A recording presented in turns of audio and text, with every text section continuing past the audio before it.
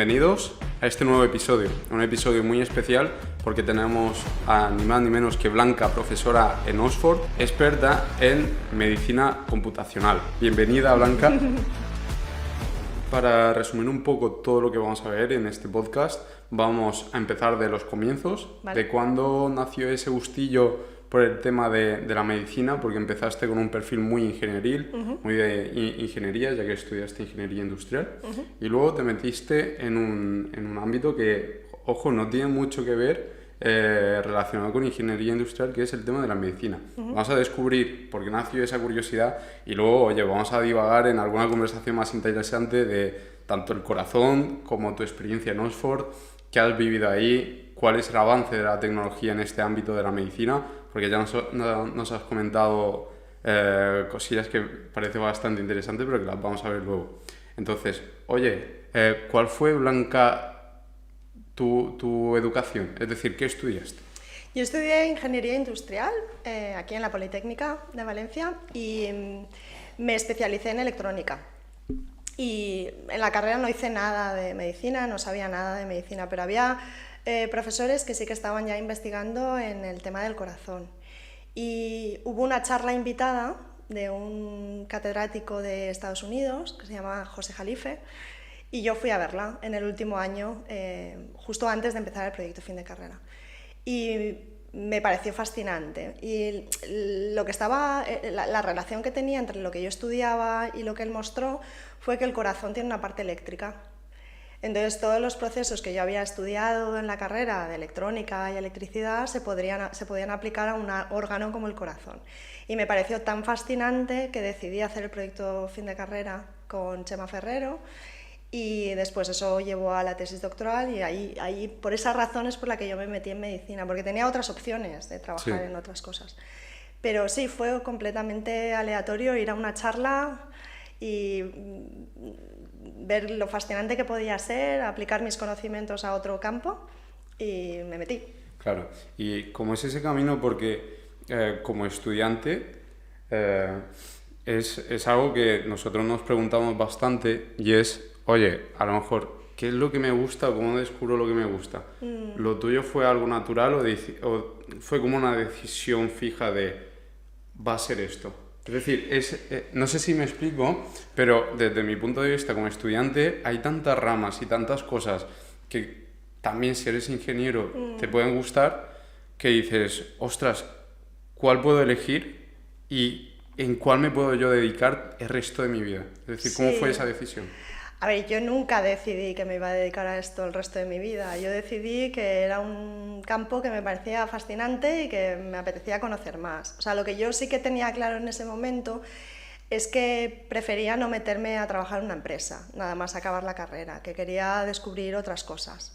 Entonces ahí sí que tuve la suerte de que había profesores que me apoyaron para hacer el doctorado y también en mi casa me apoyaron. Y entonces yo creo que lo más importante es que el siguiente paso que decides tomar te abra puertas. O sea, tú no sabes dónde vas a acabar, pero si cada paso que das lo das sabiendo que te gusta y que te abre puertas, vas a llegar a un buen camino. Claro. Pero nunca decidí yo voy a ser catedrática en la Universidad de Oxford cuando sea mayor. Sí, sino que te dejaste un poco más llevar. Claro, por lo que me hacía disfrutar, por lo que me parecía... Yo trabajaba mucho y por lo que me hacía disfrutar, por lo que me hacía aprender cosas nuevas, por lo que te abre puertas al final, claro. ¿no? Claro, entonces esa charla fue cuando estabas terminando la universidad, cuando estabas terminando el grado. Sí. Después de eso haces máster. Hice, bueno, es que antes era, yo no sé ahora cómo funciona, pero eran 5 años de carrera y la especialidad, que sería el equivalente al máster, se hacía en quinto. Y esto fue a final de quinto, cuando yo estaba decidiendo qué proyecto fin de carrera hacer. Y fue justamente en ese momento, y de hecho yo luego a este catedrático lo conocí años después, ya cuando estaba en Oxford y tal, y le dije, tu culpa ha sido. Ostras, qué bonito, ¿no? Sí, fue interesante, sí. Qué guay. Entonces, ese doctorado también lo realizas aquí, en la UPV. Sí. ¿Y ¿Qué consejo le daría a esas personas que quieren hacer doctorado pero no lo saben? O sea, no lo tienen tan claro. Claro, mi experiencia del doctorado es muy distinta a la que tienen mis doctorandos, mis estudiantes de doctorado, y también muy distinta a la que tienen ahora los doctorandos, porque en ese momento en la Politécnica los cursos de doctorado no estaban muy bien desarrollados, no había muchos estudiantes de doctorado, no había redes internacionales para formar a doctorandos, y ahora sí que las hay, ¿no? Entonces, yo, por ejemplo, creo que una de las cosas que viene muy bien en el doctorado es salir fuera. O sea, el irte a otro país donde descubres otras formas de hacer investigación, hacer estancias, eso es lo que te desarrolla como investigador, como persona, pero también te ayuda a desarrollar una red de contactos que es súper importante en investigación. Claro. Entonces, el consejo es, haz algo que te gusta, ten un supervisor muy bueno que te vaya a enseñar muchas cosas, fundamental, y luego sal fuera. ¿Y por qué no quería entrar a la empresa privada en ese momento? No sé, me parecía como que yo era muy joven para empezar a trabajar. Yo había trabajado en la empresa de mi padre y sabía lo que era tener un horario, y entonces me parecía como que era muy joven como para ya meterme a trabajar en consultoría, o porque yo sabía idiomas, podía haber trabajado en consultoría o en una empresa. Me parecía como tenía demasiados años por delante como Sí. para no descubrir otras cosas. Entonces me llamó la atención la investigación, me pareció muy estimulante y me metí por ahí, pero sin medios y dando clases. Qué interesante. ¿Y ya destacabas en el grado? O sea, ¿era algo que a ti te gustaba y que sacaba muy buenos resultados? Yo sacaba muy buenas notas, sí, o sea, yo sacaba buenas notas. No era de las que mejores notas sacaba, había gente que sacaba mejores notas, y una de las razones seguramente es porque yo las cosas que me gustaban mucho las estudiaba más y las otras las estudiaba un poquito menos, ¿no? Sí. Entonces yo siempre he ido un poco por lo que me gusta y lo que me estimula, pero sacaba muy buenas notas, claro. Y luego tu doctorado, Blanca, ¿en qué consistió? Pues yo ya me especialicé en la modelización y la simulación de células cardíacas. Entonces el doctorado lo hice, el tema es lo que le pasa a una célula del corazón cuando hay un infarto. Sí. Entonces, cuáles son los procesos que ocurren desde el punto de vista eléctrico en esas células que luego pueden llegar a matar a alguien, ¿no? Ese fue mi tema de doctorado. Y nos puedes comentar, me parece muy interesante, ya ha salido el primer tema que me gustaría indagar, ¿cómo se puede dar eso, un paro cardíaco?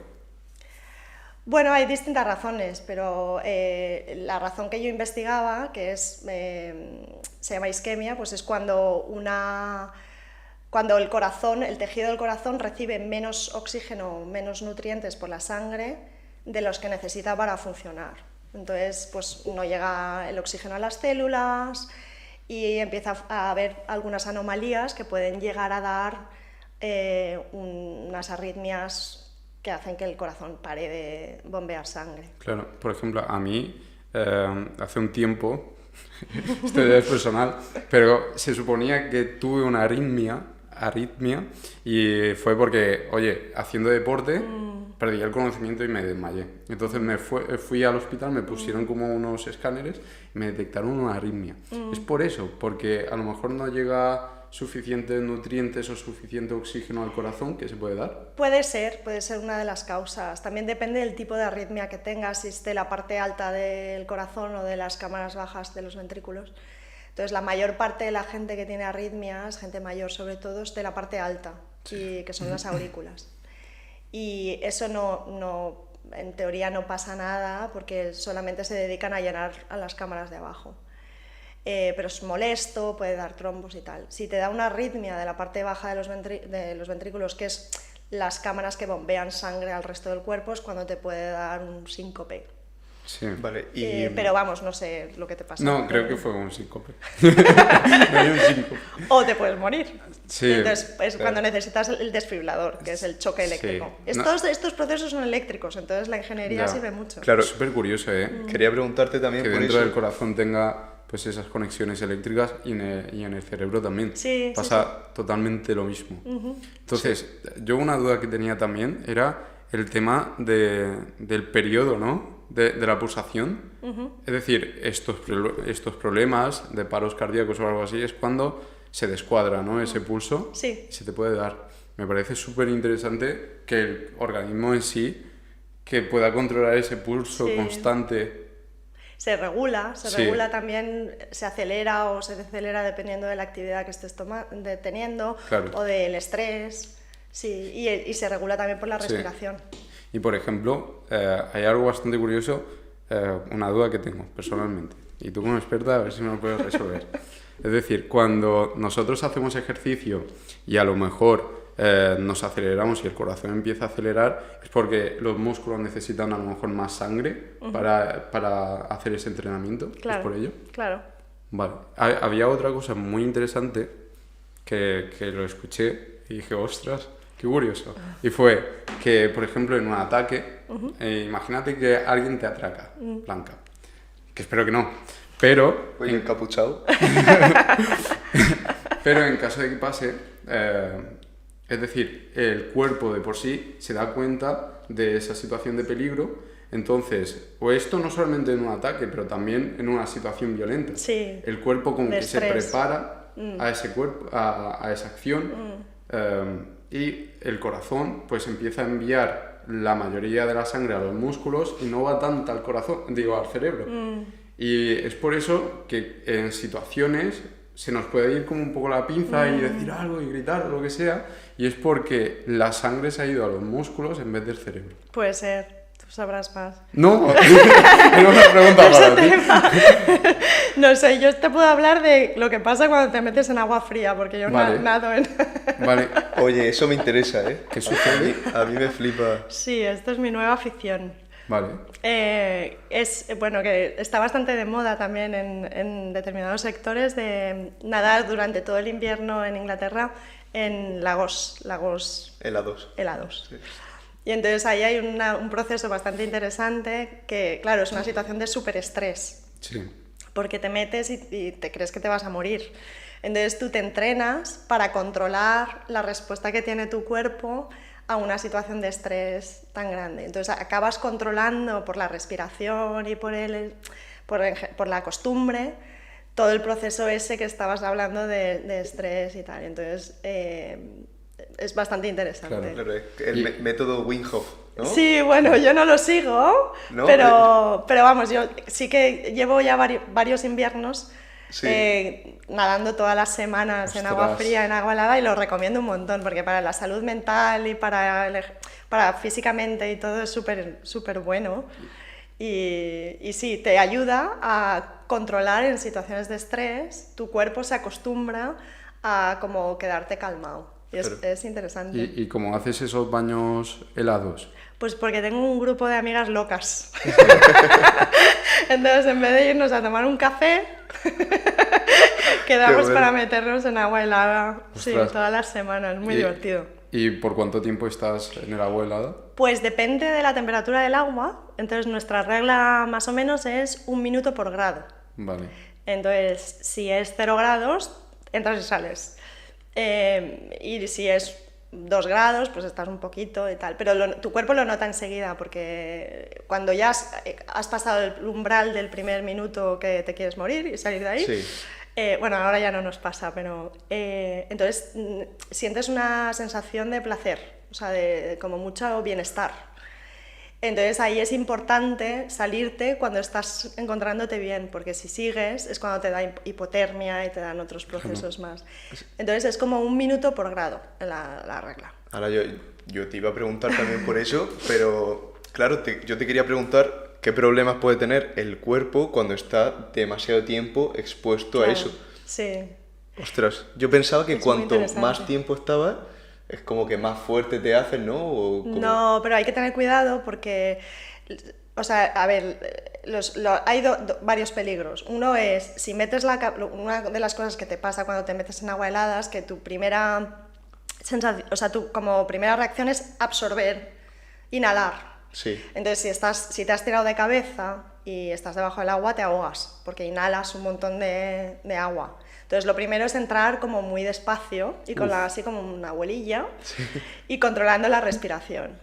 Entonces ya te pasas esa primera fase, te entra un poco el bienestar, empiezas a sentirte súper bien, tienes sensación como de calor en la piel. Entonces el peligro que hay es que la gente que no lo sabe continúa, ¿no? Sigue alejándose y tal. Entonces lo que pasa es que se te enfrían los músculos y pierdes la coordinación. Y por eso hay veces que la gente se muere porque han intentado cruzar un lago, se han sentido bien durante un tiempo, pero han acabado los músculos demasiado fríos y entonces pierdes coordinación y no puedes volver. Entonces nosotras siempre intentamos volver cuando nos estamos sintiendo muy bien. Claro. Y el corazón también al principio te va a tope, pero si controlas la respiración y como que desconectas un poco el proceso de estrés con el de nadar, por medio del control de respiración y tal, es muy divertido. Y luego cuando la temperatura sube de los 12 grados ya puedes nadar, o sea, un rato. Sí. Ya. Claro, es como un momento de meditación, ¿no? Al principio sí, o sea, es como mucho control mental. Yo hago yoga también, entonces no me resulta muy difícil, pero tienes que tener como mucho control y luego te da como un mega subidón de endorfinas, dopamina y tal, que parece como que te hayas tomado algo de lo bien que te encuentras después de nadar. Y al cabo del rato te baja otra vez la temperatura del cuerpo porque la sangre se vuelve, o sea, lo que pasa es que la sangre se te ha vuelto, o sea, se te ha metido toda en el torso y luego tiene que volver a las extremidades y tal, entonces tienes que calentar toda la parte esta. O sea, que es todo un proceso físico y mental, pero es interesante cómo te ayuda a controlar situaciones de estrés y cómo desconectar eso, sí, muy recomendable. ¿Y eso solamente funciona si haces baños de agua fría, no duchas? ¿O también? Bueno, yo creo que las duchas también tienen sus beneficios, ¿no? La gente habla muy bien de ellas y tal. Y a mí me gusta meterme. Claro. Sí, las duchas de agua fría también dicen que van fenomenal. Y luego ahora, como hay tanta gente aficionada, están saliendo estudios que te demuestran lo bueno que son para todo, ¿no? A mí me gusta más nadar, yo soy nadadora. Claro. Entonces yo es que, Blanca, no tengo un lago al lado de mi casa. Pero tienes el mar, tienes el mar de Valencia. También es verdad. Entonces, claro, yo opto más por la ducha, porque también es un poco más cómodo, pero, oye, lo probaré. Sí, ahora venís a Oxford y yo os llevo. Ostras. Bueno, sí, una vez a la semana podemos... No. si un día vamos a Oxford, ¿Os llevo? tenemos que hacer eso. Ostras, joder. Pero que no sea en invierno. ¿No? Bueno, la primera vez no, que sea así en como enero. otoño, sí, en enero. Nos quedamos ahí en Oxford, Vale. bajo el lago. Mira, yo tenía también ahora una pregunta relacionada con la genética y los problemas de corazón. ¿Hay alguna relación? Sí, claro. Sí, hay bastantes mutaciones genéticas que son muchas veces hereditarias, pero a veces son espontáneas, que dan lugar a malformaciones en el corazón que pueden ser bastante peligrosas. Y digamos que algunas de ellas, el primer síntoma es la muerte súbita, que se ha dado en deportistas. Ha habido casos de deportistas que se han muerto en el campo de fútbol o que los han conseguido resucitar, y ese era como el primer síntoma que tenían, ¿no? O en gente muy joven. Entonces es un tema muy interesante, nosotros trabajamos en ello también, con médicos del hospital, cardiólogos del hospital. Intentamos entender cómo se puede predecir el peligro que existe con estas cardiomiopatías o con gente que tiene mutaciones y cómo se puede tratar. Y entonces intentamos entender mejor lo que les está pasando, porque además es como muy individual. La misma mutación en la misma familia puede tener un espectro muy amplio de consecuencias.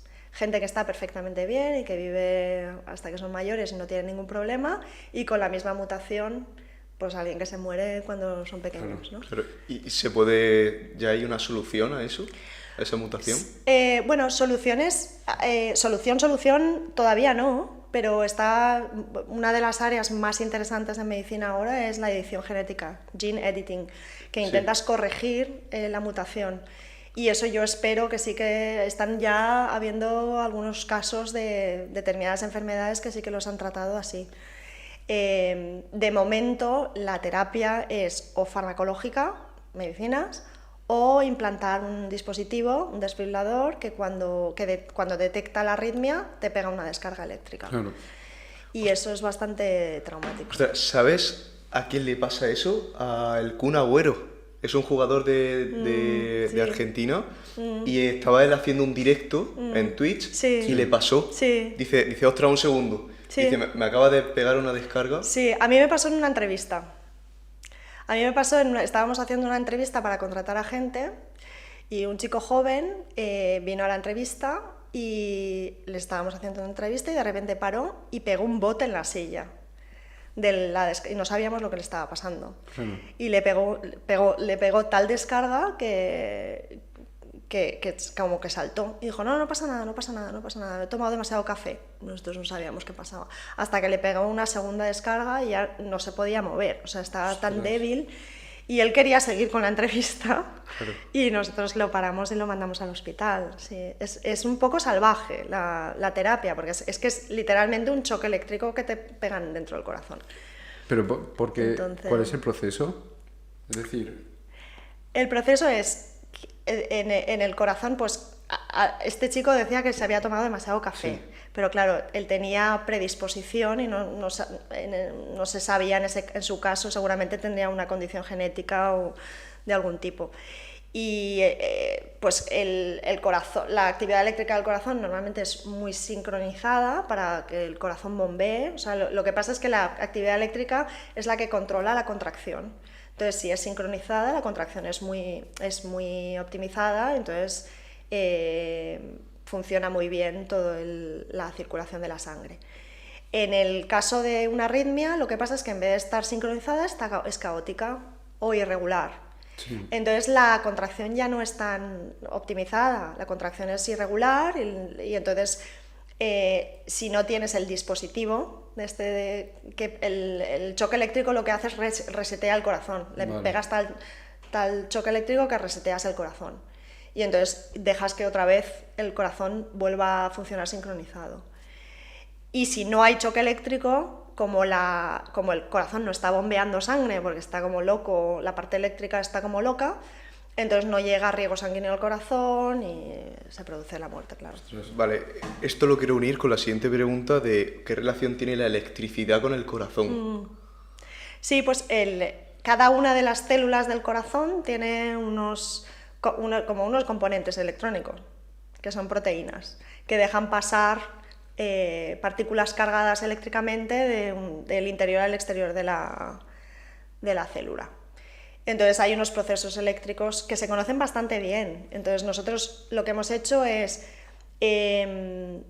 si quieres te hablo ya de la modelización, pero básicamente es lo que han hecho es experimentalmente, con experimentos, han demostrado cuáles son las corrientes que pasan por la membrana de estas células y nosotros lo que hemos hecho es traducirlo, bueno, nosotros en general en el ámbito de investigación, no solamente mi grupo, pero en general, traducirlos a ecuaciones matemáticas, ecuaciones en diferencia, ODEs se llaman, ecuaciones ordinarias, diferenciales ordinarias. Se me ha olvidado la palabra en español. Lo estudié aquí y se me ha olvidado la palabra. Entonces se traduce lo que es los experimentos a estas ecuaciones. Y la parte eléctrica viene de ahí. Y luego las células están conectadas unas con otras, pues como si fuesen resistencias o componentes electrónicos, y la corriente fluye a través de las células, de una forma, como digo, sincronizada. Claro. Entonces, la parte eléctrica es la que, al haber un estímulo eléctrico, se abren esas proteínas y entra calcio. El calcio aumenta y eso lleva a una contracción de la célula. O sea, es un proceso, digamos, mecánico de bombeo, pero controlado por componentes electrónicos al final, ¿no? Que son proteínas. Claro. Entonces, cuando hay una mutación genética, esas proteínas no funcionan bien, muchas veces. Entonces funcionan de forma anómala. O la conexión entre las células no funciona bien. Entonces se producen como zonas que van más rápido, zonas que van más lentas, y entonces se pierde la sincronía. Es un proceso eléctrico. Sí. Claro. No, te lo quería preguntar porque a mi padre le operaron del corazón hace ya varios años y por eso te quería preguntar el tema genético, porque claro, tanto yo como mi hermano a lo mejor sería necesario como llevar un estudio, ¿no? De decir, oye, por si acaso. Depende de qué le operaron. O sea, si le operaron de lo más común, que es pues, que alguna arteria está obstruida, Sí, porque ha tomado demasiada grasa o tal, y lo que tienes es una cuestión de fontanería, digamos, sí, que las arterias, pues, si le operaron por eso, pues no tiene por qué ser genético. O sea, puedes tener un factor de riesgo, pero si te cuidas la alimentación y te cuidas... claro, quizás no es genético. Claro, no tiene por qué ser genético. O sea, las enfermedades cardiovasculares no, tienen un componente genético y en algunos casos son mutaciones, pero en otros casos es estilo de vida. De acuerdo. Vale, vale, vale. Blanca, te quería preguntar antes, pero no quería interrumpir la conversación, y es... perdón. Oye, estamos hablando de los paros cardíacos y hay muchos futbolistas que han fallecido por esto. Hombre, muchos no, algunos. A ver, no lo sé, tampoco soy muy fan del fútbol, pero sé que bastantes han muerto. Es Sí, decir, por un son exceso de Son como esfuerzo. casos muy sonados. Sí, Sí, claro. claro, hacen mucho ruido, sí. Entonces, me gustaría preguntarte, ¿sabes cuáles son las sensaciones cuando llegas a este límite? La verdad es que no, porque no lo he vivido, pero yo me imagino que lo primero es un desvanecimiento, ¿no? A lo mejor tú tienes más idea, porque a ti te Sí. pasó, ¿no? Cuando te desmayaste. Lo mío fue como, yo estaba súper bien, a lo mejor un poco alterado, pero de momento fue así, en un segundo, fue visión borrosa Sí. y me levanté en el suelo. Claro, y superraro. ahí seguramente el peligro es que te des en la cabeza un Me di golpe. con la cabeza. Claro. Y así me he quedado, ¿no? Sí, o sea, me imagino que es un desvanecimiento, porque al final lo que te está pasando es que la sangre no te llega al cerebro. Claro. Y a lo mejor el paso previo a eso es que el corazón te va muy rápido, que es una taquicardia. Entonces ahí sí que a lo mejor te da como miedo, ¿no? Porque Sí. el corazón te va muy rápido y no sabes, está fuera de control realmente. Cuando va tan rápido no es que esté acelerado porque estás haciendo deporte, es que has perdido el control, tu cerebro ha perdido el control Sí. del corazón. Entonces eso debe dar mucho miedo, Ya. mucho pánico. Y allí el cuerpo se para por completo, sigue. Sigue, ¿no? Porque por lo que he escuchado una vez que incluso cuando mueres, hay como un tiempo que el cuerpo sigue funcionando, el cerebro, el corazón, no lo sé. Claro, me imagino que hasta que las células dejen de tener oxígeno y nutrientes de verdad, pero la muerte por este tipo de arritmias es relativamente rápida, en el sentido de que si no haces algo en 10 o 15 minutos, la persona se va a morir. Entonces, por eso es importante que haya desfibriladores por todas partes, Sí. que están poniendo en todas partes, y que la gente sepa utilizarlos, porque si actúas de forma rápida con un desfibrilador es mucho más fácil que la persona sobreviva. Claro. Justo hace un par de días vi una entrevista a Lau Tips, No sé quién es. el chico que habla de derecho en redes sociales, un chico que habla pues, sobre las becas y sobre un montón de cosas. Y él ahora, al parecer, está haciendo mucha apnea. Entonces contó la experiencia en la que casi muere y fue en una inmersión, empezó él a bajar. Dice que él, antes de bajar, hace como respiraciones súper rápidas y luego una súper fuerte. Y entonces ya baja, toca el fondo y sube. Pero en esta ocasión bajó, esto lo estaba haciendo con su novia y con pues, más personas. Bajó hasta abajo y ahí perdió el conocimiento cuando estaba en la punta abajo. Y su novia lo miró y su novia pensó que le estaba gastando una broma. Y perdió completamente el conocimiento y su novia dijo, bueno, por si acaso voy a bajar a ver Claro. que él esté bien. Y cuando bajó se dio cuenta de que no tenía conocimiento y entonces pues la chiquilla pues súper fuerte tuvo que subirlo a la parte de arriba, lo sacaron y corriendo los socorristas empezaron a hacer la técnica RCP. ¿Es RCP? No lo sé. De resucitarle. No, sí, de... CPR es en inglés, CPR es en inglés. CPR, sí, sí. CPR. RCP. Pero eso es en inglés, ¿no? Pero igual en español las siglas están No, cambiadas. no lo sé. Y entonces empezaron y el chico no respondía. Y no respondía. Y otra vez, hasta que justo vino una ambulancia que estaba muy cerca y le metieron con el Desfibrilador. Desfibrilador. Con el desfibrilador, le metieron una descarga, no le hizo nada, le metieron la segunda y ahí sí como que volvió a respirar. Y él cuenta que él recuerda que estaba bajando y que hizo como un fundido a negro. Sí. y cuando resucitó estaba ya en el hospital con la mascarilla puesta. Claro. Sí. Pero, o sea, ahí lo que le pasaría es que no es que el corazón le dejase de funcionar, sino que no había oxígeno en la sangre, porque había dejado de respirar, ¿no? Sí, Entonces, sí. la apnea es que no respiras, ¿no? Dejas de respirar. Claro. Entonces, en la sangre sigue circulando, pero sin oxígeno. Entonces, el paro cardíaco le vendría por la falta de oxígeno en la sangre. Joder. Y cuando tienes un ataque al corazón es al revés, o sea, es la falta de bombeo la falta de bombeo del corazón la que produce que no, o sea, es que no circula la sangre. Sí. Y entonces no llega oxígeno al cerebro. La importancia que tienen los desfibriladores. Sí, mucho.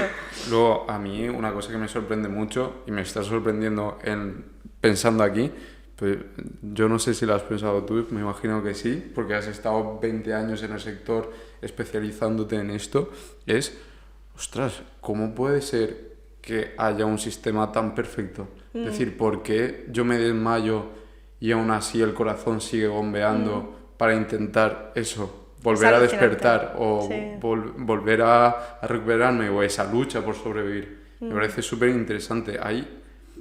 ¿Tiene alguna explicación toda esta sincronía tan perfecta? O...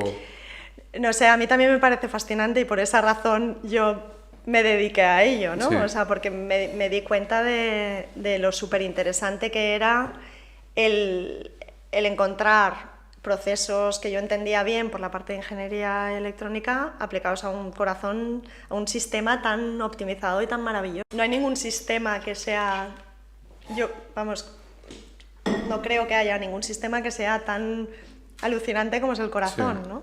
Y que tenga unos procesos tan optimizados, tan bien controlados, o sea, incluso en la teoría de control. Y Claro. Es increíble. Sí. Y que funcione durante tanto tiempo, constantemente, Claro. y adaptándose a la situación que estás viviendo. Claro. Y esto también es que hubo como un documental que me impactó muchísimo y fue relacionado a esto, pero en general. Es decir, la perfección de la Tierra. Es decir, los niveles exactos de oxígeno y de componentes en la atmósfera para crear únicamente la atmósfera. Da la oportunidad de crear vida, la temperatura, la protección contra sistemas como el sol, la vida en sí. No sé, me pareció increíble. Y, ostras, es que cuando indagas más y más, llega un momento que a lo mejor te abruma. Me gustaría preguntarte, Blanca, ¿cuál es, de todo lo que has visto sobre temas de corazón, cuál ha sido las cosas que más te han sorprendido del corazón en sí? Yo sigo pensando que las arritmias me fascinan, que fue lo primero que me atrajo, ¿no? En el campo, el ver que tejidos que se llaman excitables, como el corazón, pero hay otros como las células del cerebro, las neuronas, las del páncreas, cómo son capaces de regular procesos tan importantes para la vida. Me parece increíble. Y como la física tiene ahí un papel súper fundamental en la biología. Y las arritmias me parecen súper bonitas.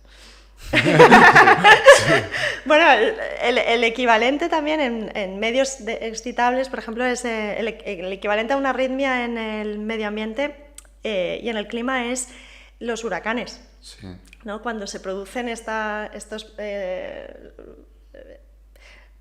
reentradas, digamos, de aire y de nubes y de lluvia y tal, y es bastante parecido a lo que pasa en el corazón durante una arritmia. Entonces, ver cómo en distintos ámbitos naturales se pueden producir los mismos procesos es bastante interesante. La ola esta mexicana es esto que se hace en los estadios de fútbol, que uno empieza... Esto es muy parecido a lo que pasa en el corazón durante una arritmia. ¿Por qué? Pues porque al final es un proceso, o sea, la persona se levanta la de al lado, se levanta la de al lado, ¿no? Y da la vuelta. Vale. ¿No? Esto es lo que cuando se hace la ola en un estadio, pues esto es lo mismo, es lo que pasa en el corazón cuando hay una taquicardia o una arritmia, que es que las células se van comunicando unas con otras sin hacer caso del cerebro. Ostras. O sea, es como en el estadio, ¿no? Si se produce esta ola y el árbitro está diciendo, oye, parad, y la gente sigue. ¿no? Pues lo que pasa en una arritmia es lo mismo, pero en vez de gente son células. Y has dicho que en este proceso, cuando se produce una arritmia, es porque no conecta del todo con el cerebro. Sí, o sea, es que el cerebro ha perdido el control, Vale. porque las células están hablando entre sí sin escuchar lo que viene del cerebro. ¿Y cómo es el proceso de comunicación entre el corazón y el cerebro? ¿Se sabe? Pues hay neuronas que se conectan con el corazón en distintas partes del corazón. Entonces hay unas neuronas que se conectan con el nodo sinoauricular, que es el que determina el ritmo cardíaco, por ejemplo. Y luego hay otras que se conectan con las partes más bajas, con las cámaras del corazón, para controlar distintos procesos. Vale. Todo viene de intentar controlar el corazón a través de lo que le está pasando a la persona en ese momento, lo que está viviendo, ¿no? Claro. Y un sistema tan perfecto, es una pregunta un poco más personal. ¿Crees que ha sido creado de forma natural o, por ejemplo, crees en Dios o algo así? Yo soy bastante atea. Vale. Sí, crees en la física. Entonces creo en la física, sí. Yo creo sí. Bueno, la física es una forma de entender, ¿no? La física es una forma de entender lo que pasa en la naturaleza o, en este caso, ¿no? En el corazón, es una forma de explicarla. O sea, lo que creo también es en la evolución, ¿no? Cómo se ha llegado a una optimización de los procesos a través de la evolución. Claro. Y Blanca, ¿cómo se da por hecho que algo es cierto? Es decir, estamos intentando indagar lo máximo en este sistema perfecto y estamos hablando de la conexión entre el cerebro, el corazón. Y me has explicado, vale, una neurona se pone en contacto con cierto nervio y así se pone en comunicación. Pero ¿cómo se puede afirmar eso, ir avanzando e indagando aún más? A ver, ese es el proceso científico, ¿no? Que está basado en evidencia científica de mucha gente distinta, y en un proceso iterativo en el que la gente produce conocimiento, se discute, se revisa en la comunidad científica, se contrasta los datos que están sacando distintas personas, se contrasta con teorías y al final se llega a una conclusión, la comunidad científica llega a una conclusión sobre lo que es la verdad en ese momento. De acuerdo. Y luego eso lleva a nuevas hipótesis que se contrastan con nuevos experimentos y con eso se va avanzando en el conocimiento científico. Sí, y a lo mejor esto es una pregunta un poco abstracta, pero ¿hasta qué nivel de profundidad está llegando la tecnología? ¿Hasta dónde sabemos? ¿Hasta la comunicación entre átomos? ¿Hasta...? ¿Sabéis un poco por dónde está yendo? Sí, ahora lo que es una área fascinante es la nanotecnología y nanobiología, todo lo que es muy pequeño. O sea, hay como dos extremos ahora en investigación en mi ámbito y en otros relacionados que son súper interesantes. Una es ir a los átomos, ¿no? Ir a lo nano, a lo muy pequeñito, e intentar controlar procesos a esa escala. Y la otra es el contrario, es los big data, ¿no? El tener datos de poblaciones enteras y más datos, y como ir a lo macroscópico, pero con muchos datos de mucha gente. Y entonces entre esas dos escalas hay un montón de procesos que hay que estudiar, ¿no? De nanoproteínas, las células, los tejidos, los órganos, el cuerpo entero. Pero ahora lo que es muy interesante es esos dos extremos, son súper interesantes. Puntero, muy puntero. ¿Tienes algún contacto cercano que esté en esta rama, tú que estás en Oxford, Blanca? Sí, claro, en Oxford hay de todo. ¿Qué contactos tienes así de gente que está investigando en relación a nanotecnología?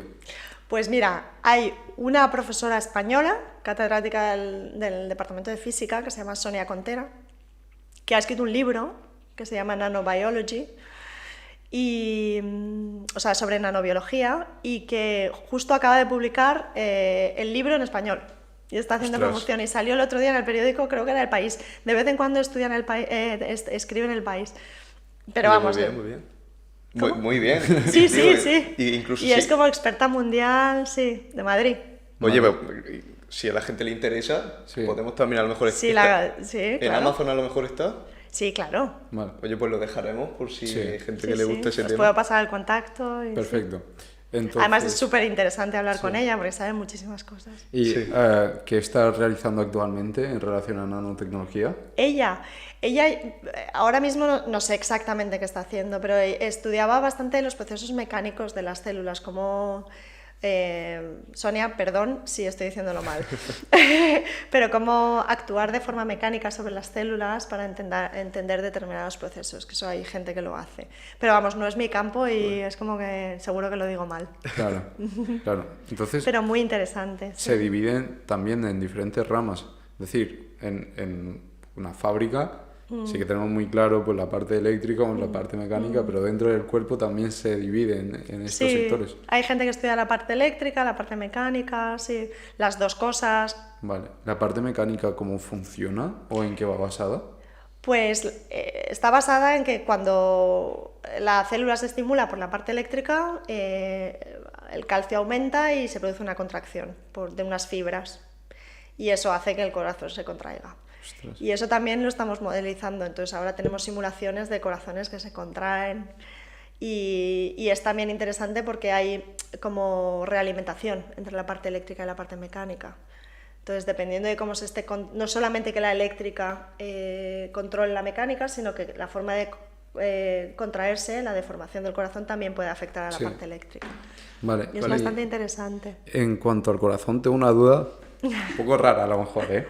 Pero, por ejemplo, sabemos que animales tienen algunos sentidos más desarrollados que nosotros. A lo mejor nosotros en el oído tenemos de 20 a 20.000 hercios y a lo mejor, no lo sé, me lo invento, la serpiente a lo mejor lo tiene mucho más amplio y puede escuchar no, los perros sí que los tienen más desarrollados y te pueden escuchar, vamos, desde que sales del trabajo ya saben que vas a venir a casa. Entonces, ¿hay algún animal que tenga un corazón que destaque?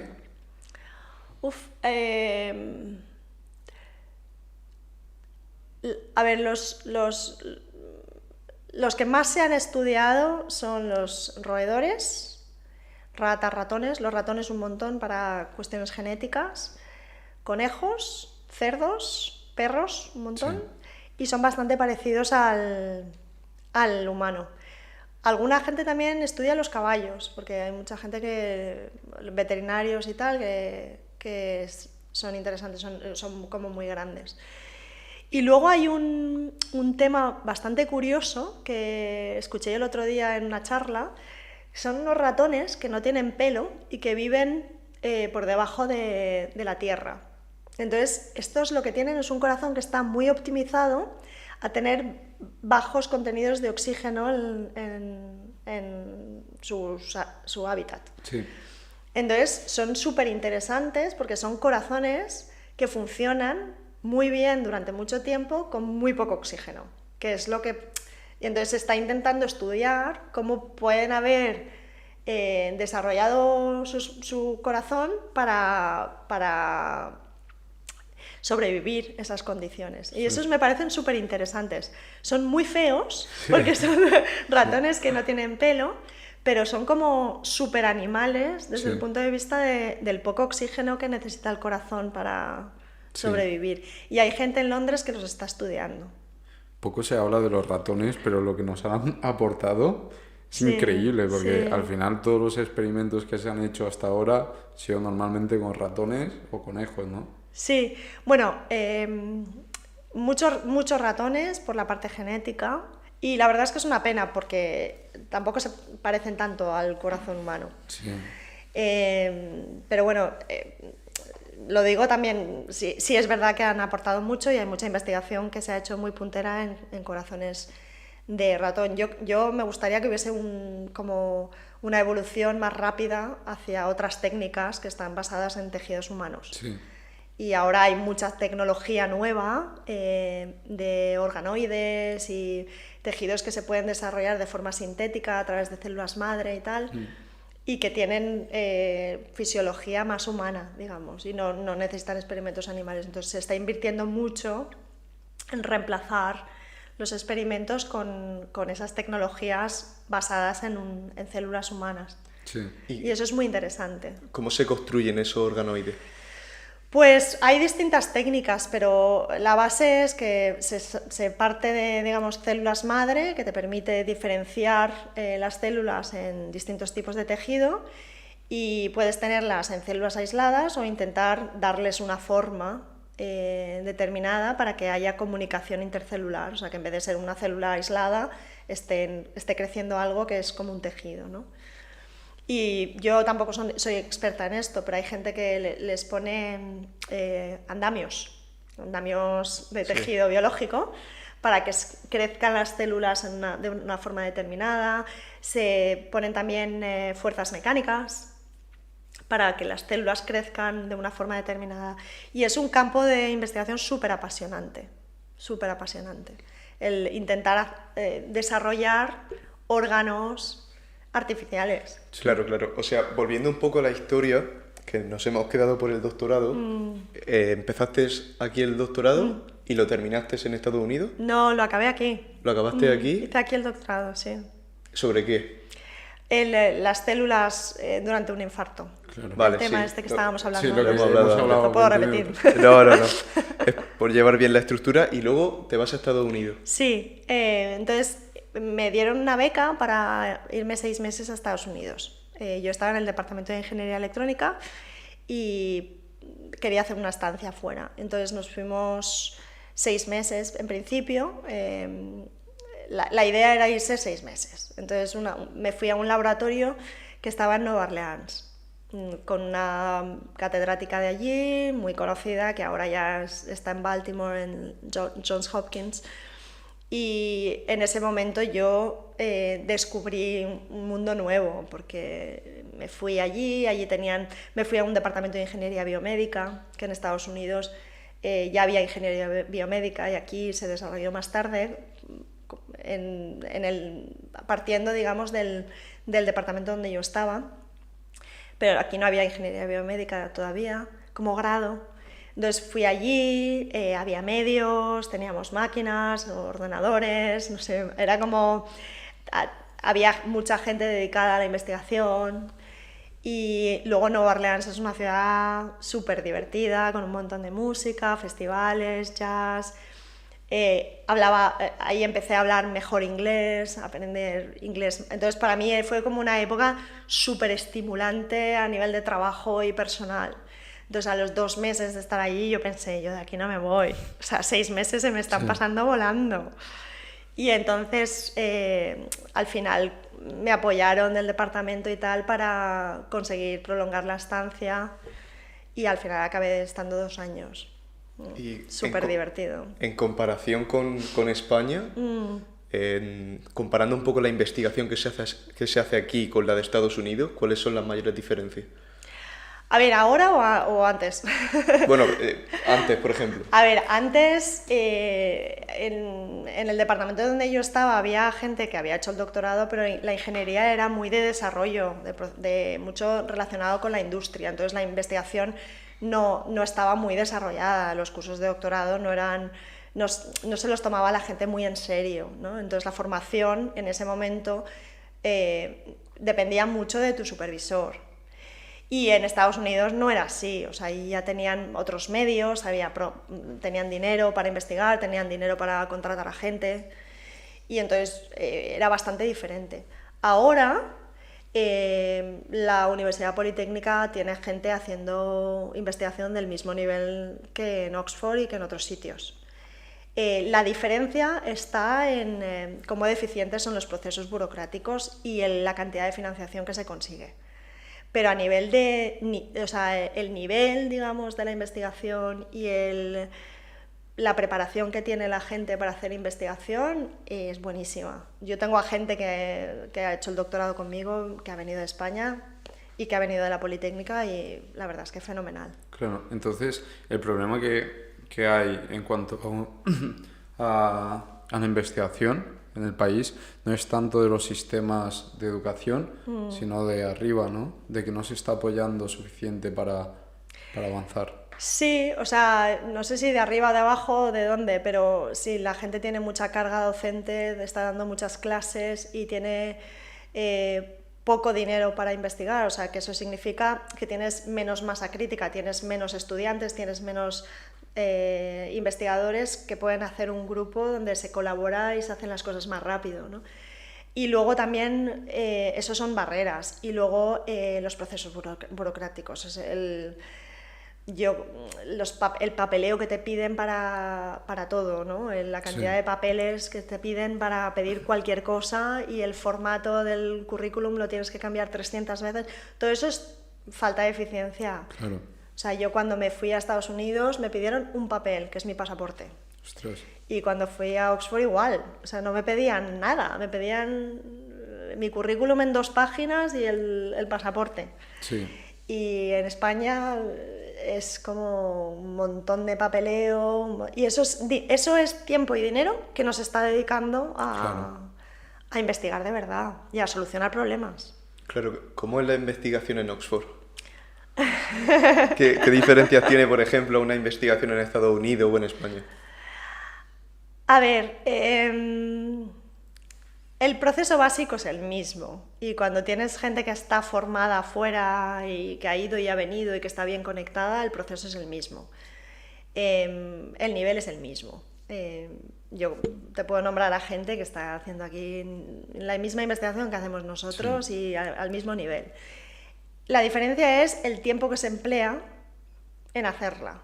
O sea, si yo tengo 2 horas y esas 2 horas las empleo en hacer investigación, al leerme artículos, escribir artículos, hablar con mis doctorandos, ese tiempo es empleado de una forma que tiene impacto. Si la persona en Valencia tiene 2 horas, a lo mejor se pasa 2 horas haciendo un papeleo inútil. No. Entonces, claro, yo la sensación que tenía al hacer investigación aquí es que tenías que hacer casi investigación en el fin de semana y en vacaciones, por amor al arte. Porque el resto del tiempo se lo comían las clases, las tutorías, los papeleos, toda la parte administrativa, ¿no? Entonces hay que agilizar procesos y dejar que la gente se dedique a la investigación, si puede, y están haciendo trabajo bueno, ¿no? Yo, por ejemplo, una de las cosas que a mí me cambió la carrera es que en Inglaterra hay unas becas personales muy competitivas que te permiten tener una carrera de investigación, o sea, no docente, sino de investigación. Sí. Entonces es como que te compras, si lo consigues, te compras el tiempo para dedicarte a investigación y no dar clase o dar muy poquitas clases o lo que quieras. Y eso en Inglaterra existe, en Reino Unido existe, sí. Es muy competitivo, solo para unos cuantos y tal, pero existe. Y aquí en España las becas que hay tienen poca continuidad, ¿no? Yo todavía estoy con esas becas, ¿no? Vale. He llegado a catedrática con esas becas y aquí pues no tienen un recorrido estable. ¿Y en el futuro tienes pensado volver aquí a España o ya tienes tu vida allí? Bueno, pues es que nunca se sabe, ¿no? Sí. Es lo que decíamos antes, ¿no? Que cada paso sí. Te tiene que abrir puertas, pero yo tampoco me planteo lo que voy a hacer, ¿no? En el futuro. En el futuro. Claro. Si se me plantease una opción buenísima que me estimula y me parece como que abre puertas y voy a poder tener impacto a través de esa iniciativa, no diría que no. Yo vengo a España constantemente. Claro. Sí. Pero claro, yo estoy muy establecida en Oxford, pero no me importaría moverme. O sea, claro. No... ¿Y cómo fueron tus primeros días en Oxford? ¿Cómo lo recuerdas? Pues mira, lo primero que recuerdo es que al día siguiente de llegar me dijo mi jefe en ese momento, me dijo, dame 3 temas para una tesis para posibles estudiantes. Entonces como que... Buenos días. Buenos días, dame 3 temas, o sea, como así como muy directo. Sí. Bueno, a ver, yo lo recuerdo bien. Oxford tiene sus cosas buenas y sus cosas malas, como en todas partes. Y una de las cosas que tiene, pues que es una universidad como número 1 en el mundo y tal, y la gente lo sabe y le gusta, y sí. Los que han estado allí toda la vida, pues como que se creen también mejor que otros, cuando en realidad tampoco es así. O sea, hay gente buena ahí en todas partes y ya os lo decía antes, que yo he tenido gente de la Politécnica de Valencia que ha sido mejor estudiante de doctorado que los de Oxford, o que algunos de Oxford. Entonces, pues no sé, el Oxford pues lo recuerdo también un gran contraste con Nueva Orleans, que era una ciudad, Nueva Orleans, de fiesta, viva, jazz, y en Oxford pues es como diferente. Claro, y llevas dando clases en Oxford 18 años. No doy clase. ¿No das clases? No, no, o sea, claro, estoy... A ver, yo lo que he hecho es investigación. Sí. Entonces, lo que he hecho es mucha supervisión de estudiantes de doctorado. O sea, el proceso educativo para mí ha sido más de investigación. Vale. O sea, enseñar a la gente durante el doctorado a hacer investigación en un tema. Vale. Pero no he dado clase, digamos, empezaré el año que viene. ¿Ah, sí? Sí. Ostras. Claro, es que es lo que estamos comentando, que aquí cuando hablamos de doctorado siempre lo vamos o investigación siempre lo vamos a relacionar con que también se da clases. Sí. Pero ahí no... Claro, es lo que comentaba antes, que yo, como conseguí la financiación esta que se llaman fellowships, sí. Que llevo desde el 2007 con estas fellowships, que te las renuevan cada 5 años. Te las renuevan si pasas un proceso de selección muy competitivo. Entonces yo la he renovado varias veces y entonces no daba clase porque como que yo traía mi propio dinero para financiarme. Vale. ¿Y cuál es ese proceso tan complicado para que te den esta beca? Sí, pues tienes que demostrar, tienes que proponer un programa de investigación, o sea, lo que tú quieres hacer en los próximos 5 años con tu grupo o con ese dinero. Es como una inversión. Sí. O sea, tú estás pidiendo que te inviertan en algo que quieres desarrollar. Entonces, es bastante parecido a conseguir una inversión para una startup. O sea, tú dices, te quiero proponer este plan de investigación que es súper puntero y tal. Y yo soy la persona adecuada para liderarlo porque he hecho todo este trabajo y puedo demostrar que tengo mis artículos y mis... o sea, como que he demostrado que previamente como que... Sí, delegar. No, como que he tenido buenos resultados, ¿no? Entonces vas ahí, propones tu plan, lo escribes, te lo revisan a nivel internacional, luego vas a un comité que te hace muchas preguntas, tú respondes, no sé qué, y al cabo de todo ese proceso, que es bastante estresante, entonces te dicen si te lo dan o no, y además es competitivo porque hay otra gente que es igual de buena que tú o mejor, que lo está pidiendo también, porque es como un honor, ¿no? Entonces eso es como muy competitivo, pero a mí me ha resultado muy, muy bueno porque he tenido mucha flexibilidad, te permite hacer lo que tú quieres, cuando tú quieres, y estas becas son personales, entonces tú te puedes ir a otra universidad o te puedes ir a otro departamento y te financia también el grupo, digamos, gente que trabaja contigo en tu grupo de investigación. ¿Y cómo es tu día a día con esta beca?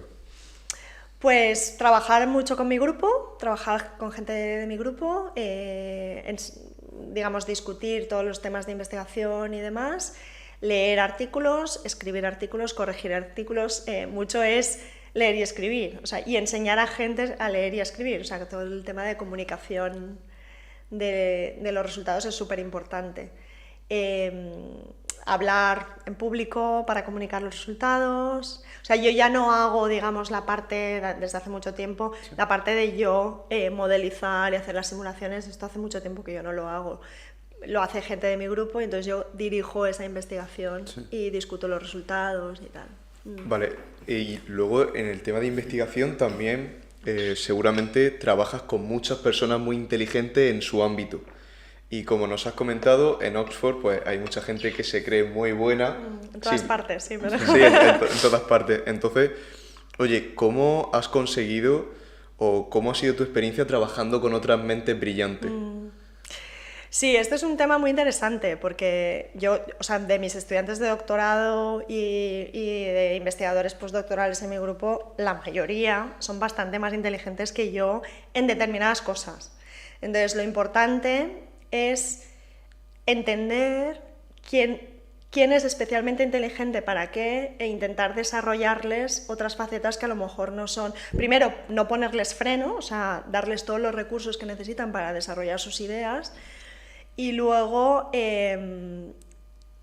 intentar desarrollar otras facetas que a lo mejor no tienen tan desarrolladas. Pues, por ejemplo, gente que es muy inteligente en desarrollar algoritmos. Lo he tocado, ¿no? No pasa nada.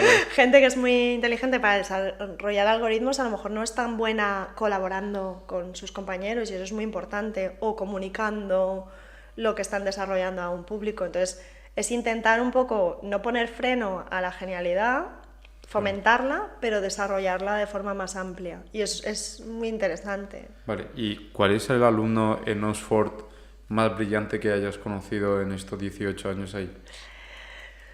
Pues mira, ha habido gente muy brillante en distintos aspectos. Yo lo que resaltaría es que la gente que mejor ha funcionado es la que es equilibrada. La que es equilibrada en su vida personal y en la vida profesional, porque como es una carrera de fondo, lo del doctorado es una carrera larga, ¿no? Son varios años de trabajar en un tema. Entonces, los que mejor han funcionado, sí, gente que es muy inteligente, pero luego también que ha sabido cortar cuando tiene que cortar, tomarse vacaciones cuando tiene que tomarse vacaciones, no sé, ser equilibrado a nivel emocional y a nivel de vida, que a mí también me pasa, ¿no? Yo necesito mucho equilibrio, claro. Porque así cuando tienes momentos de estrés, que las cosas no te salen y que pasa, en el doctorado tiene que pasar, porque lo que estás haciendo es descubrir una montaña nueva, ¿no? Tienes como la válvula de escape y como el equilibrio que te viene por otras cosas que haces en la vida, ¿no? Entonces, yo he tenido, la mayoría de mis estudiantes son súper inteligentes, ¿no? Y o sea, no podría resaltar yo creo que a ninguno en concreto, porque son gente muy buena y muy inteligente. Pero sí que es verdad que los que mejor han funcionado son los que más equilibrados han sido. Vale. ¿Y no recuerdas a ningún fuera de serie así que digas, uff, este... Es que hay muchos. Sí, es ¿no? que, claro, estamos en Oxford y hay muchos muy buenos.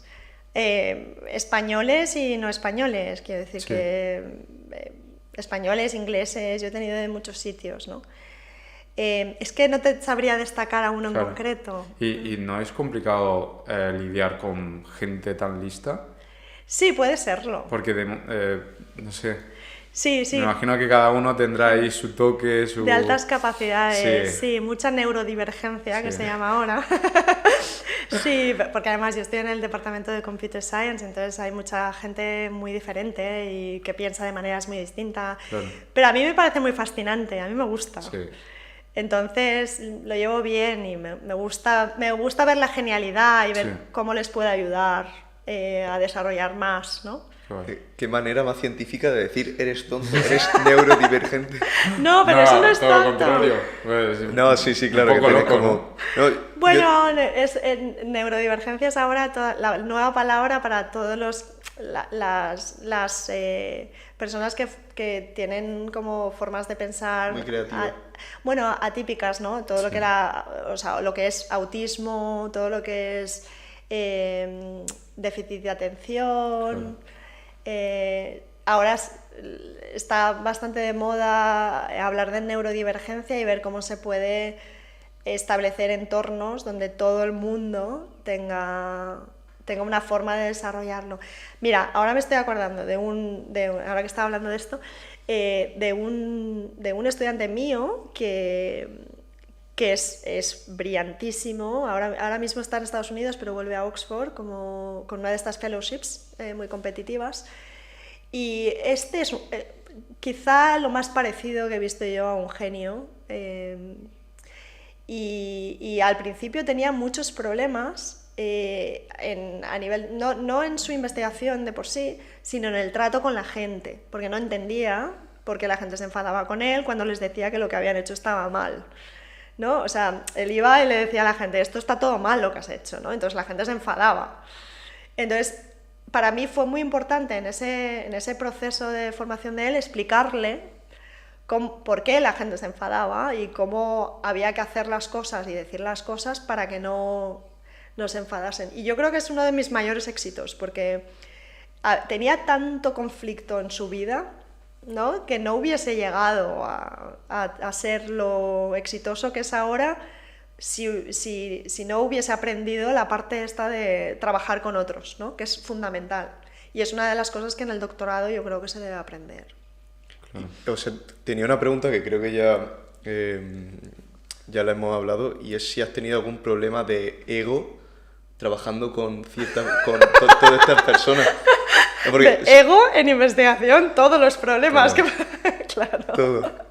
Jolina. Sí, de ego sí, hombre, el ego de los científicos es bastante fenomenal. Bueno, a ver, no de todos, ¿no? Yo a veces en Oxford me reía con amigas porque los despachos reflejan la gente se cree que refleja el estatus, ¿no? Entonces claro. El tamaño entonces yo siempre me reía porque decía, el tamaño del despacho tiene que ser proporcional al ego. Entonces, porque si no, no te cabe el ego, ¿no? Claro. Y sí, en investigación hay mucha gente que se mueve por el ego. Y a mí me parece que es un problema. Porque, y además está alimentado por todo el tema este de dar premios a científicos concretos. Y yo creo que todo esto se debería eliminar y dar premios a equipos. Sí, y dar premios a proyectos, a gente que ha conseguido algo. Y esto por primera vez se dio en Oxford. El equipo que produjo la vacuna contra el COVID de Oxford, les dieron un premio de la Royal Society y fue al equipo, no fue al investigador principal, Andy Pollard, que es de mi college, sino que el premio se lo dieron al equipo por haber hecho la vacuna, ¿no? Por haber desarrollado la vacuna. Y me parece que esa es la forma que hay que trabajar, eliminar todo lo que es premios personales. Claro. y fomentar la colaboración, el trabajo en equipo para solucionar problemas. Y con eso te quitarías de encima un montón de egos, sí. Porque la gente a la que atraeríamos a la ciencia sería completamente distinta. Claro. Y Blanca, hay mucho loco ahí en Oxford, porque nosotros estamos aquí y vemos ahí a algún profesor que habla solo, sí. Y decimos, ostras, mucho electrónica en su vida, para quedarte ahí hablando con las paredes. Pero ahí en Oxford hay mucha gente así que dices, sí, gente, a ver, yo no sé si locos, pero gente atípica.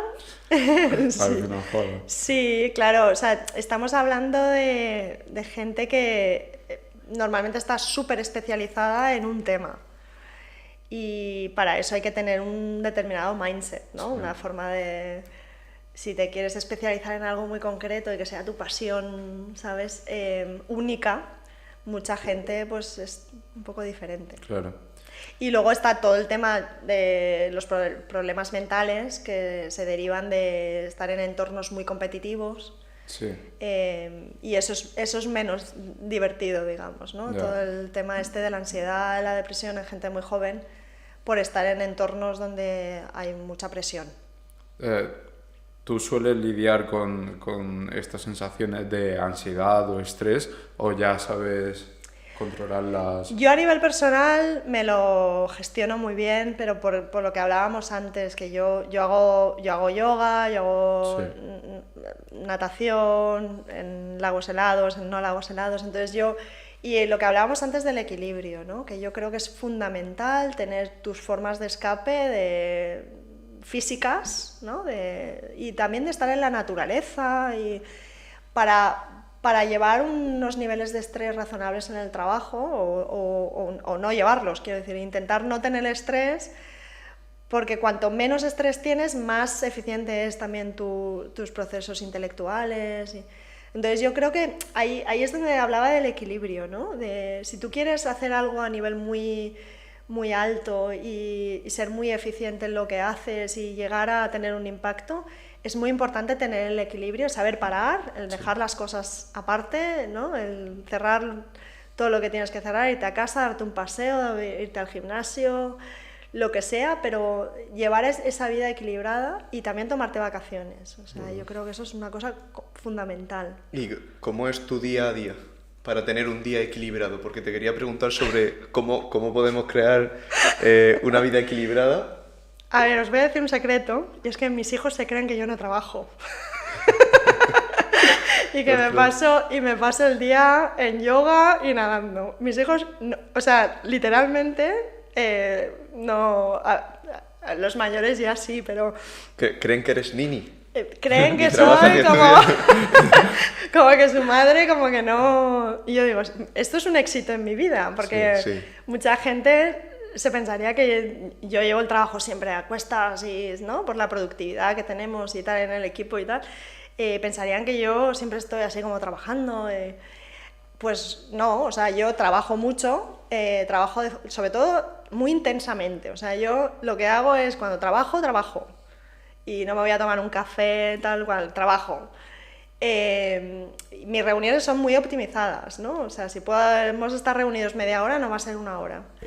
Y luego todos los días intentar hacer algo de ejercicio físico, o leer, desconectar pronto. No sé, yo eso sí que lo tengo bastante bien, pero también lo he tenido siempre, ¿eh? O sea, cuando estudiaba aquí en la Politécnica... Igual lo necesito. O sea, yo no puedo rendir mucho tiempo muy intensamente, o sea, yo necesito desconectar y tal. Y yo creo que por lo que yo he visto entre mis estudiantes de doctorado y postdocs y tal, es una receta bastante importante para el éxito, porque es que si no la gente peta. Claro.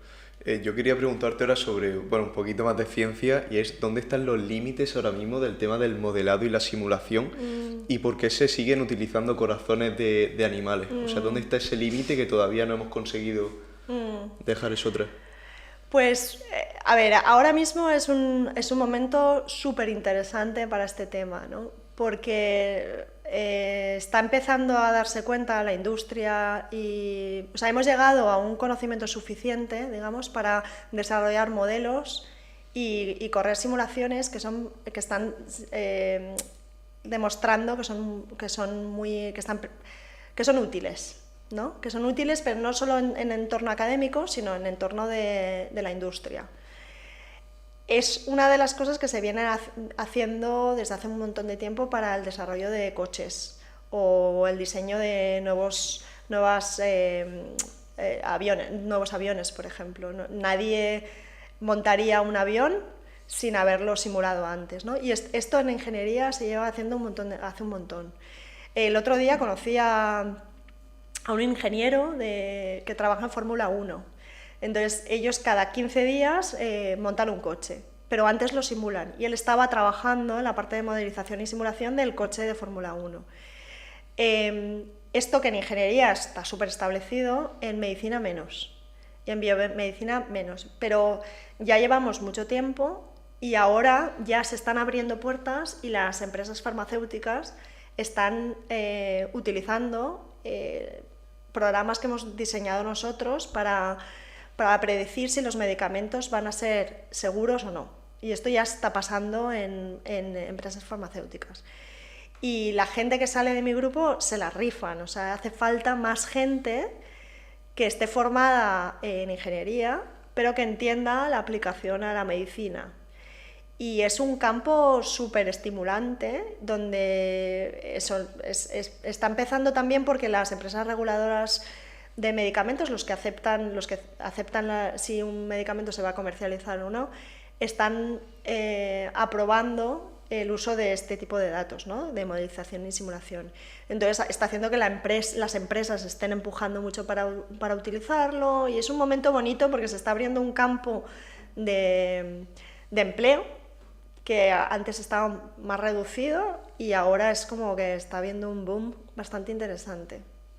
Vale. Vale, yo quería preguntarte, esto siempre lo hacemos a los alumnos que traemos aquí que están empezando a trabajar. ¿Cuánto cobran? ¿Cuánto cobro yo? Sí. ¿O cuánto se puede cobrar en Oxford? Bueno, a ver, ¿cómo qué? ¿Como estudiante? ¿Como doctorado? ¿Como sí, mi sueldo? ¿Me estás preguntando mi sueldo? Sí. Bueno, no es tan violento.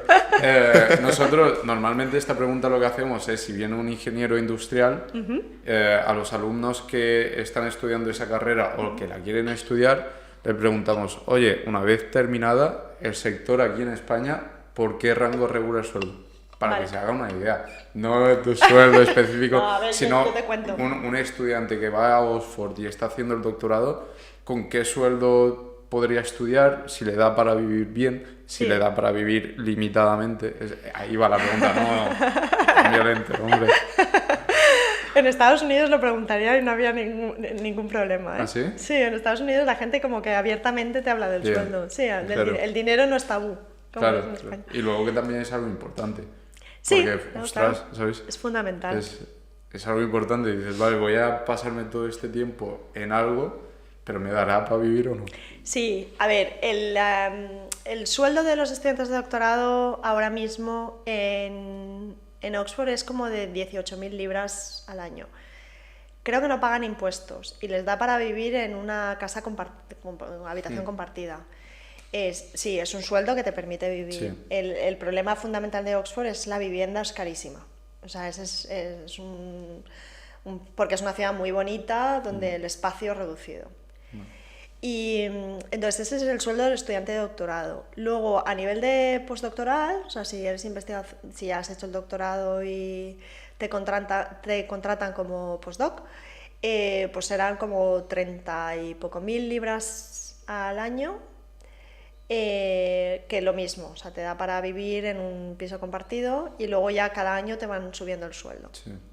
Y luego los sueldos de catedrático empiezan en 65.000, 68.000 por ahí, pero luego hay como unos suplementos, dependiendo de cuánto dinero traigas tú de investigación o el prestigio que tengas y tal, que te van aumentando el sueldo. Y hay gente que gana más de 100.000 y gente que... Pero bueno, eso ya es muy variable. Sí. Vale, y ya por último, para terminar, ¿es algún consejo a tu yo de a lo mejor 20 años que quiera seguir tu camino? Es decir, el camino de la investigación, a lo mejor llegar a Oxford. ¿Qué consejo le darías? A ver, yo creo que lo de salir fuera en el doctorado, hacer estancias en el extranjero es fundamental. Hacer el doctorado en Reino Unido ahora ya es más complicado por el tema del Brexit, Claro. pero hacerlo fuera y establecer redes de colaboración con gente de fuera y tal es bastante importante. Entonces, sea lo que es, bueno, primero que el tema sea interesante y que el supervisor o supervisora sea alguien que se preocupa de la formación de los estudiantes de doctorado. Eso es súper fundamental. Y luego lo de estancias en el extranjero también, mucho. A mí me cambió la vida al irme a Estados Unidos. Yo no hice estancias durante el doctorado, pero me cambió completamente la carrera el irme a Estados Unidos. Si no me hubiese ido, nunca me hubiesen aceptado en Oxford, por ejemplo. De acuerdo. Ya por último, Blanca, ¿te parece bien si dejamos tu LinkedIn a lo mejor en la descripción por si hay alguien que esté interesado en ir en Oxford y tiene alguna duda? Claro, por supuesto. Vale. Pues nada, muchísimas gracias, Blanca. Nada, gracias a por vosotros. todo lo que has aportado y la conversación ha sido un placer. increíble.